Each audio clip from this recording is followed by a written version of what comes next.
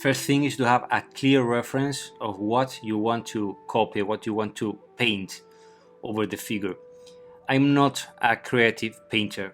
I don't have in my mind a lot of ideas, and I'm not a good drawer. I'm not a good illustration, so that's why I have to copy.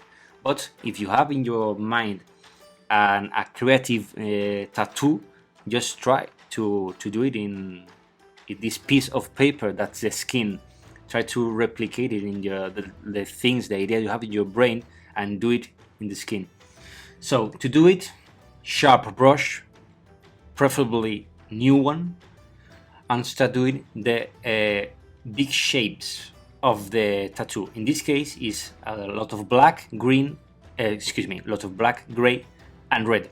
So first you get a thick paint because we want strong control, and start painting the big shapes in this black. We get the base tones and we will go from the general to the detail like we did with the skin.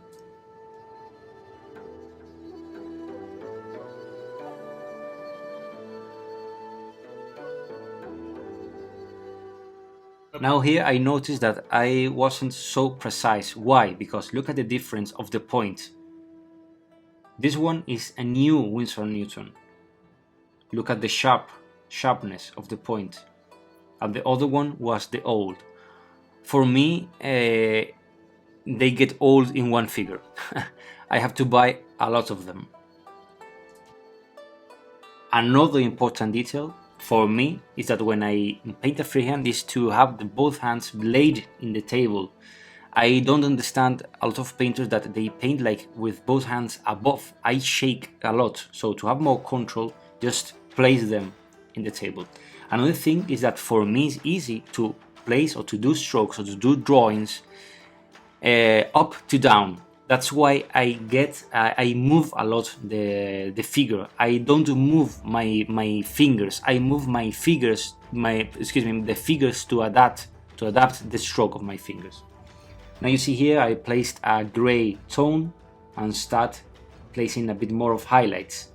Now I get the skin tone and place it in the middle of the highlights. So I'm dividing a bit the drawings with the skin and with the black line that's dividing, for example, the waves or dividing the flowers.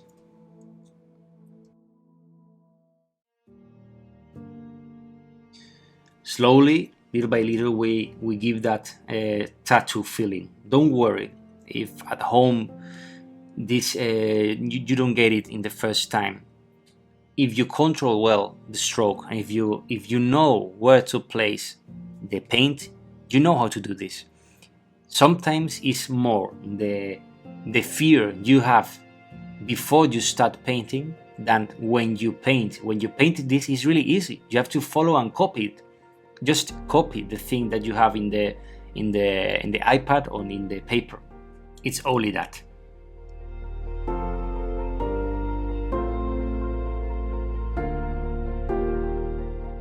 I'll stop here to see more detail what we're doing now.